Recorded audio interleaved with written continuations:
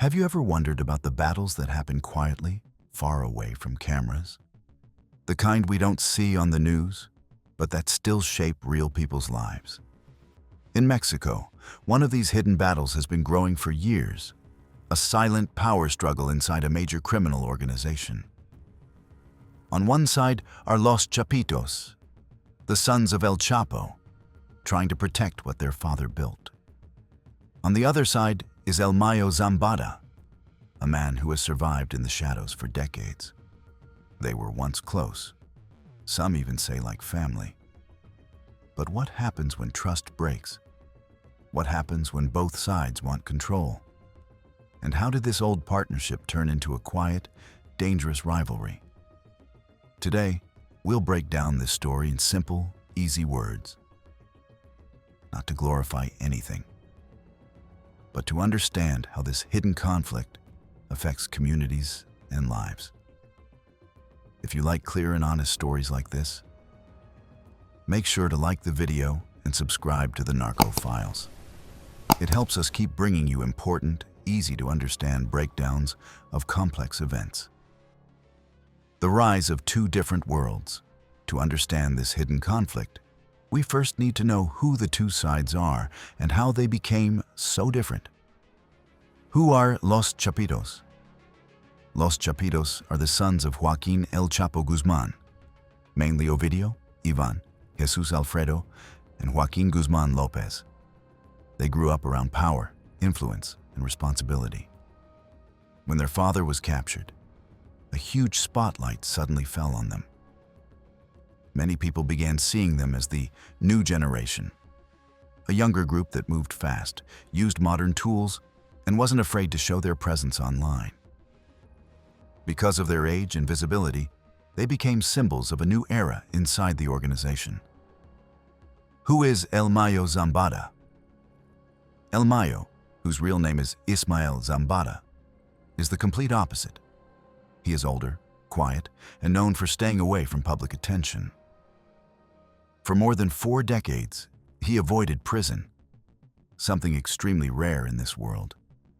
He preferred working behind the scenes, building networks, fixing problems, and keeping things steady. Many people respected him because he was seen as calm, strategic, and patient. One cartel, two styles. For years, both sides worked together. El Chapo brought energy and connections, while El Mayo brought balance and long-term planning. But over time, their differences grew clear. Los Chapitos represented speed, while El Mayo represented experience. Two different styles, eventually leading to two different directions. What happens when a leader falls? Every large organization has one moment that shifts the entire balance. For the Sinaloa structure, that moment was the final arrest of El Chapo Guzman. When he was sent to the United States, a huge space opened up at the top. Suddenly, everyone was asking the same questions. Who would lead now? Who had real control? And who could be trusted during such a sensitive time? El Mayo Zambada was still free, still experienced, and still respected. At the same time, Los Chapitos were no longer kids. They were adults with influence, connections, and their own ideas about the future. Inside the organization, many smaller groups also began thinking about their own paths. Power is never peaceful. In any structure, political, business, or criminal, the fall of a leader creates pressure. Loyalties shift, groups become protective. Quiet competition grows. That's exactly what began inside Sinaloa. There were no speeches or public messages, but slowly the cracks started to appear. The first signs of a divide. Even though both sides shared the same history, the same territory, and sometimes even the same allies, differences slowly began to appear. Not loudly, but quietly, in the way they worked and made decisions. Different leadership styles. Los Chapitos preferred a faster, more aggressive style. They pushed for quick growth and were open to taking risks. El Mayo, on the other hand, focused on long-term stability. He moved slowly, made careful choices, and avoided unnecessary danger. These may seem like small differences, but in a world built on control and trust, even small disagreements can grow into real tension. Different generations. One generation grew up in the age of technology and visibility. The other grew up in the mountains, where silence and secrecy were tools for survival. Their mindsets came from two completely different worlds, different visions of the future. Some supported Los Chapitos for their energy. Others stayed loyal to El Mayo for his experience. Over time, the structure that once looked united slowly split into two clear paths. The tension quietly grows. By the early 2020s, the tension between both groups became harder for people to ignore. It wasn't because they were fighting openly, but because their choices started going in different directions. They built different alliances, made different plans, and followed different styles. People in Sinaloa began to notice the change. Some towns quietly leaned toward one side, while other regions supported the other. Local leaders, families, and communities had to decide who they trusted more. This wasn't a loud war or a public fight. It was a silent competition, slowly shaping everything around it, day by day. The trigger point. In stories like this, there is always a moment that changes everything. The exact details are hard to confirm, but the pattern is clear. Something happened. A loss of trust, a big disagreement, or a strategic move that pushed both sides further apart. Some reports talk about betrayals. Others mention arrests that caused suspicion. Some point to arguments about how the group should operate. No matter which version is true, the result is the same. What was once a partnership became a rivalry. From that moment, trust was broken, and the hidden war quietly began. The hidden war begins. This conflict isn't like the wars we see in movies. There are no official fronts, no declared battles, and no flags.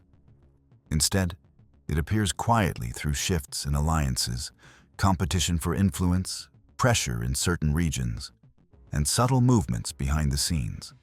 Government operations sometimes target one side or the other, adding to the tension. Why is it hidden? Because most of it happens quietly, through political pressure, financial competition, local influence, control of drug routes, and silent disagreements between groups. It is a war of strategy, not spectacle. A war of influence, not publicity. A war of silence, not noise, but its effects are still very real. The impact on Sinaloa. The biggest victims of this hidden war are not the leaders. It is the people living in the communities caught in between. Families feel unsafe, and children grow up with fear they never asked for. Many young people leave their towns to escape the tension. Daily life changes. Businesses close earlier, schools become cautious, families adjust routines, and people avoid traveling at night. Even neighbors who once trusted each other start to hesitate. The conflict may not make headlines, but its effects are real and lasting. People live with uncertainty, knowing that the decisions made far above them can affect every part of their lives, from safety to simple daily choices. Why this story matters? You may wonder, why should we care about this hidden war? The answer is simple. It affects real people, real families, and real futures. This is not just a story about two powerful groups fighting for control. It is about how internal conflicts, even inside one organization, can shape entire communities. It shows us how fragile peace really is. A single disagreement can create tension that lasts for years. And behind every quiet move, every strategy, there are families trying to live normal lives, schools trying to stay open, and young people hoping for safety. Understanding this hidden war reminds us that power struggles are not just headlines. They touch the everyday lives of ordinary people, the future of the conflict. No one knows exactly how this story will end, but experts often discuss a few possibilities. 1. One side could gain full control. Like any power struggle, sometimes one side eventually takes over. If that happens, the structure may stabilize. but the process could be long. 2. Both sides could create separate paths. Some analysts believe they may permanently divide their territories and operate independently. 3. A new leader could rise. History shows us that when two sides fight, a third sometimes appears. A neutral figure could become a bridge or a replacement. 4. Pressure from governments could reshape everything. With arrests and international cooperation increasing, outside forces could determine the future instead of the groups themselves. Whatever happens, one thing is certain. The conflict already changed Sinaloa, and it will shape the region for years to come. What we can learn. This video is not about glorifying crime. It is about learning from real events and understanding how hidden conflicts shape the world. There are important lessons we can take from the silent war between Los Chapitos and El Mayo. First, power always creates tension. Whether it is a company, a government, or a criminal group, when power changes hands, conflict often follows. Second, leadership styles matter. A calm, experienced leader like El Mayo will think very differently from someone young and ambitious like Los Chapitos. These differences can change decisions, alliances, and the future of an entire organization. Third, communities pay the price. In almost every internal conflict, the people who suffer most are the ones who never ask to be involved. Finally, silence can be dangerous. Just because a war is hidden does not mean it is harmless. Quiet wars often leave the deepest scars. The hidden war between Los Chapitos and El Mayo is more than a fight for power. It's a reminder of how loyalty can fade, how fear can guide decisions, and how leadership can come with a heavy cost. It shows how the fall of one man can shake an entire system, and how two different generations can clash because they see the world in different ways. But what does this teach us? What happens when power becomes more important than people? And how do communities survive when decisions made far away affect their everyday life? This story is still being written. New events will shape it.